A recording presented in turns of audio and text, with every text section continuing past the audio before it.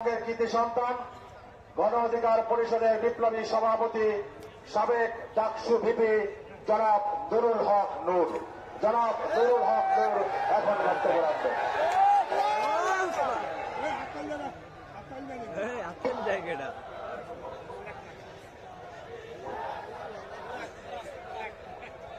আসসালামু আলাইকুম ওয়া রাহমাতুল্লাহ।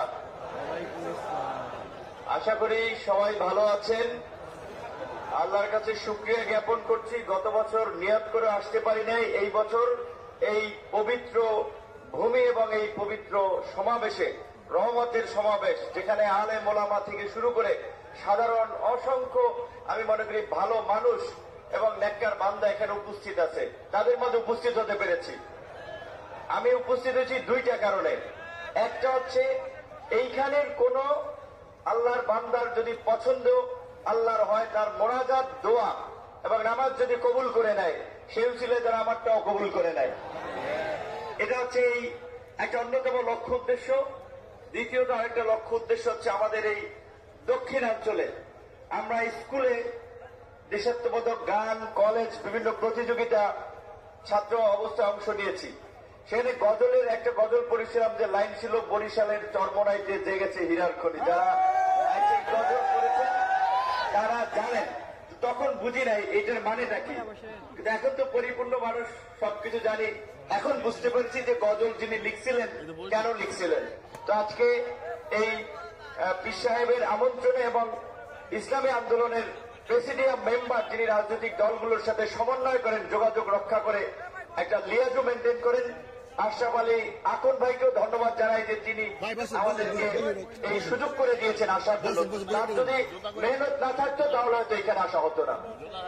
তো সর্বশেষ বর্তমান প্রেক্ষাপটে দুটো কথা বলতে চাই, যেটা আপনাদের নেতৃত্ব ইতিমধ্যেই বলেছেন, যে 5ই আগস্ট গণ অভ্যুত্থান পরবর্তী আমরা একটা নতুন বাংলাদেশ পেয়েছি।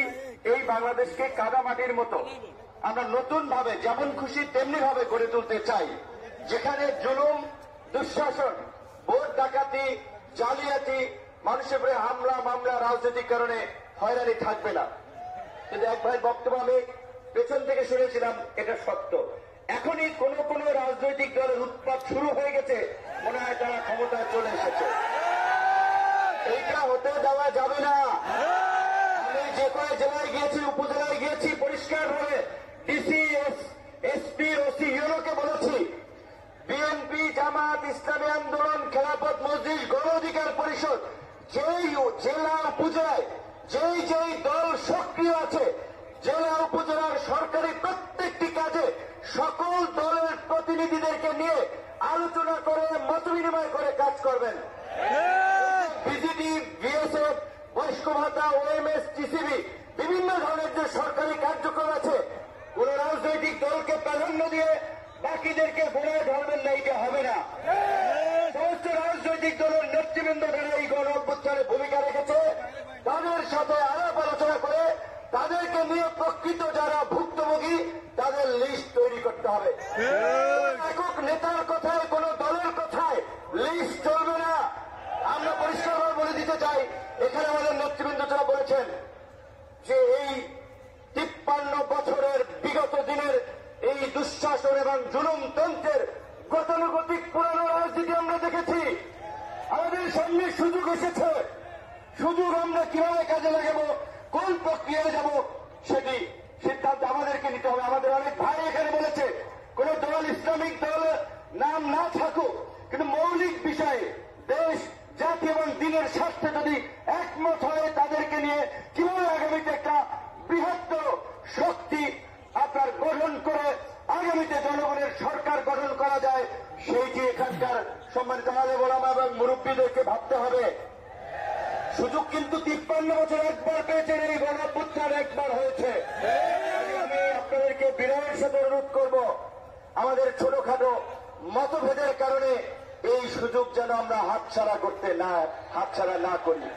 এখানে আলেম ওলামারা যারাই আছেন, মুফতি সাহেব বরিশাল নির্বাচনে তার মতো মানুষ, যাদেরকে পা সালাম করার জন্য, জুতা টানার জন্য কত লোক রেডি থাকে, এই নির্বাচনে দেখেছেন কতিপয় ছাত্রলীগের, এই যুবলীগের লোকেরা চরিত্র ঠিক নাই, মাথা ঠিক নাই, নেশা পানি করে মানুষ লাঞ্ছিত করছে। মামুনুল হক থেকে শুরু করে অসংখ্য আরো মনোবাদের উপরে গত কয়েক বছর যে নির্যাতন, নিপীড়ন, নিষ্পেষণ হয়েছে আপনারা সকলেই দেখেছেন। সর্বশেষ যেটি আল্লাহ পাক কিন্তু পরিষ্কারভাবে কোরআনে বলেছে, তোমরা সত্যের সাথে মিথ্যার মিশ্রণ করো না, জেনে শুনে সত্য গোপন করো না।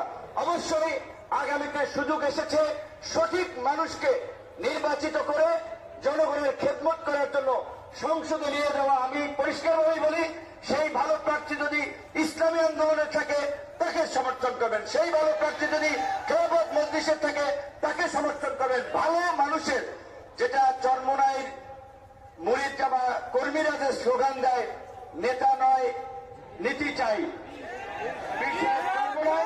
অত্যন্ত যৌক্তিক কথা। অবশ্যই শুধুমাত্র নেতা দিয়ে পরিবর্তন হবে না, নীতিরও পরিবর্তন করতে হবে এবং নীতির দুটোরই পরিবর্তন করে উপযুক্ত ব্যক্তিদের নেতৃত্বের মাধ্যমে আগামী রাষ্ট্র পরিবর্তনের সুযোগ আমরা আল্লাহ আমাদেরকে দিয়েছে।